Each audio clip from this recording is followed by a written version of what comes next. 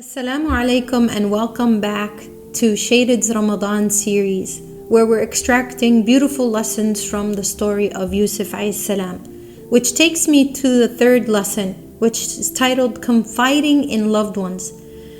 The insignificance of dreams are often such that even when experiencing extreme feelings on either end of the spectrum, we are overwhelmed by the desire to tell someone. We always want to tell people what we experience, whether it's a dream or an act or an action that happened to us or with others that we witnessed.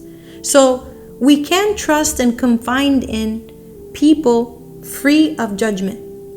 And many times in Islam, it's kind of discouraged to open up and talk to someone that you trust. And many will say you shouldn't talk to anybody. You should just turn to Allah and trust Allah and communicate with Allah. But we have to understand we are social beings. We connect with others. And there are loved ones around us that learn about our day and are around us throughout the day. And they can also feel through our actions and our emotions. And we always want to share things like that.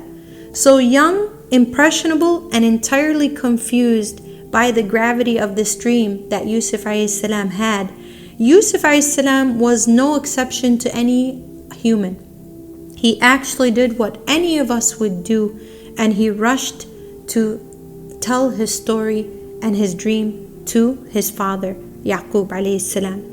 His first instinct after experiencing the dream was to tell the dearest person to him, his beloved father. And this is something that we do as well. When we go through anything, we turn to the one we trust the most, and we feel the most comfortable, and we feel like a judgment-free environment where we go and express ourselves. And in Yusuf alayhi salam uses compassion and affection when addressing his father, where he says, Ya abati, O my dear father. And from this we see that his heart is entirely soft to this person whom he places his most trust in. Yusuf alayhi salam could have went to one of his older brothers or even his younger brother Benjamin, but he went to the dearest to his heart, which was Yaqub alayhi salam.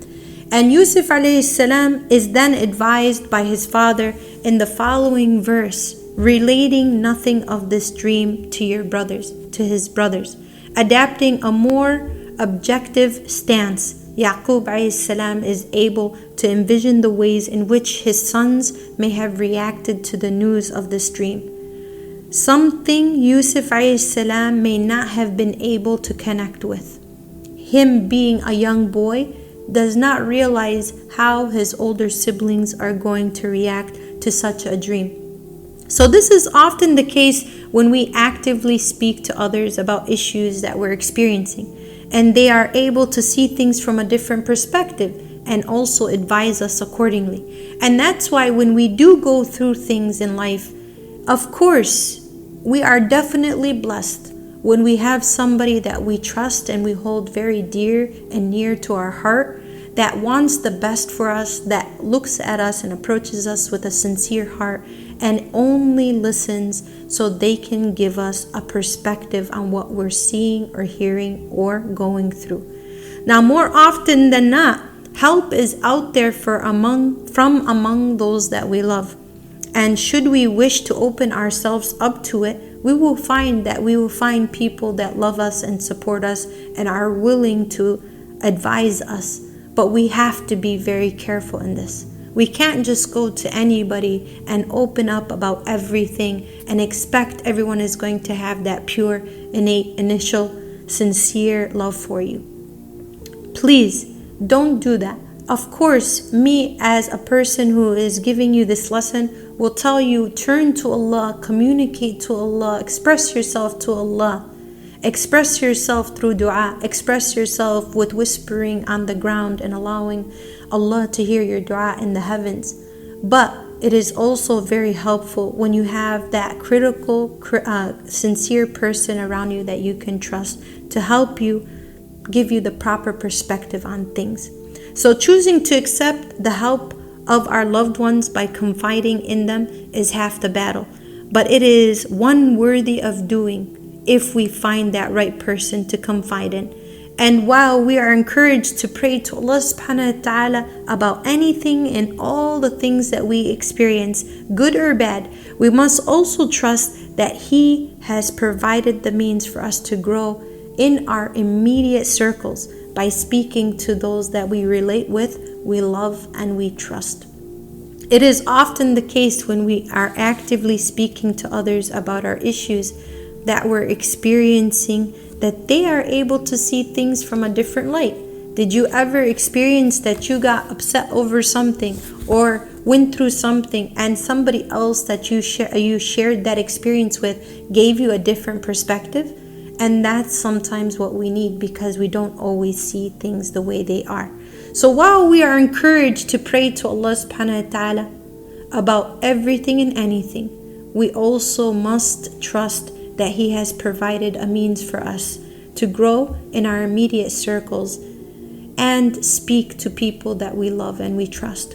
Now, this is no way a new concept that is isolated from the experiences of the Prophet Muhammad ﷺ. When we look to strive to emulate the Prophet Muhammad ﷺ, what did the Prophet Muhammad ﷺ do when he experienced Jibreel alayhi salam coming to him to the cave? What did he do? When he came running home trembling and scared of what just happened to him, he ran to the lap of who? He ran to the lap of Khadija radiallahu anha, his wife, his companion, his lover, a person that supported him, protected him, and always advised him. He ran to her and he told her, "Zammiluni, zammiluni, cover me, cover me." And he expressed to her what happened to him. And when experiencing this first revelation, the appearance of Jibreel alayhi salam shook him at his very core. And he went to his wife Khadija radiallahu anha for comfort. And she did. She comforted him. She covered him until his fears passed. And she reassured him with her famous words, "By Allah, Allah will never disgrace you." She comforted him and consoled him with her love and her loving words until his heart softened again and he felt comfort moving forward with this mission. So our dear prophets Yusuf alayhi salam and Muhammad sallallahu alayhi wasallam have both demonstrated to us a thing that we all need to learn from.